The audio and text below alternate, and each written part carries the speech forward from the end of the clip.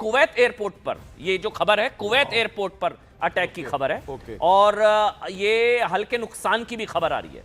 ये अब क्लियर किया जा रहा है, दरअसल कुवैत एयरपोर्ट को टारगेट किया गया। और अगर एयरपोर्ट पर टारगेट हुआ है, कुवैत एयरपोर्ट को, यस एग्जैक्टली, दुबई ने Kuwait airport, Kuwait international airport पर ईरान का अटैक जो हुआ है उसकी खबर है।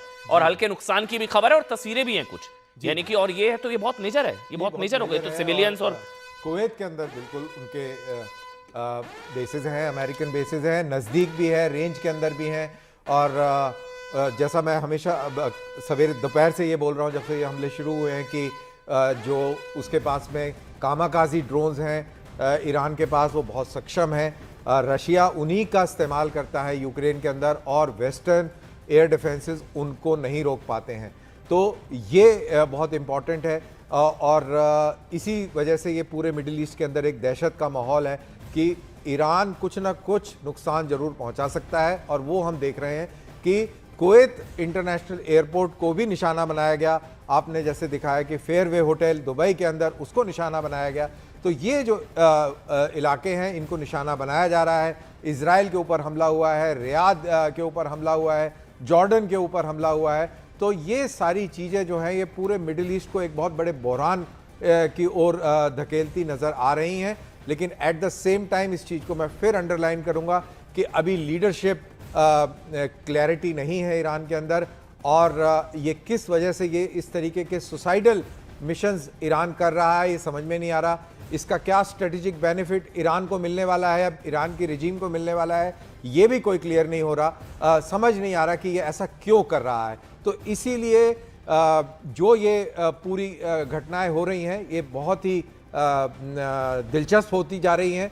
और अमेरिकन और इजराइल अभी कोई इस तरीके की प्रतिक्रिया नहीं दे रहे हैं। एक खबर ये जरूर आ रही है कि लेकिन ये ना कि दुबई और अबू धाबी सेफ नहीं है तो दुनिया में कौन सा देश और एक खबर और भी आ रही है कि ब्रिटिश प्राइम मिनिस्टर ने शायद ये कहीं कहा है कि उनके जेट्स जो हैं वो डिफेंसिव पोस्चर में अपने एलाइज और अपने एसेट्स की सुरक्षा में लगे हुए। Robinder Sachdev, Dubai, Abu Dhabi, Kuwait, Bahrain, UAE, Jordan, Israel, लेकिन मेरे को तो हैरानगी सबसे ज्यादा दुबई और अबू धाबी की है। मतलब वो अगर सेफ नहीं, वहां पर अटैक्स की खबर है, तो कुवैत एयरपोर्ट, तो इससे ज्यादा डेंजरस ये तो चीजें और एस्केलेट होंगी, टेंशन और बढ़ेगी अब, क्योंकि ये इजराइल यूएस वर्सेस अब ईरान से ज्यादा ये तो मिडल ईस्ट और जो सुन्नी देश हैं वो शिया यानी कि वो ईरान के खिलाफ हैं।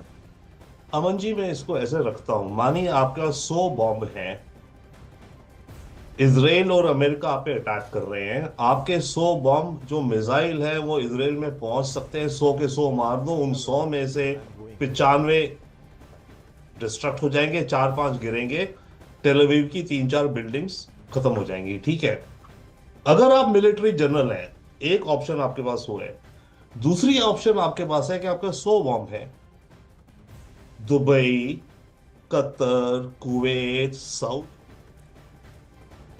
आपको कुछ देख ले, यहाँ पर रोकना पड़ेगा। एक बड़ी खबर इस वक्त आ रही है, देखिए कुछ देर में सुरक्षा परिषद की एक बैठक भी यहाँ पर हो सकती है।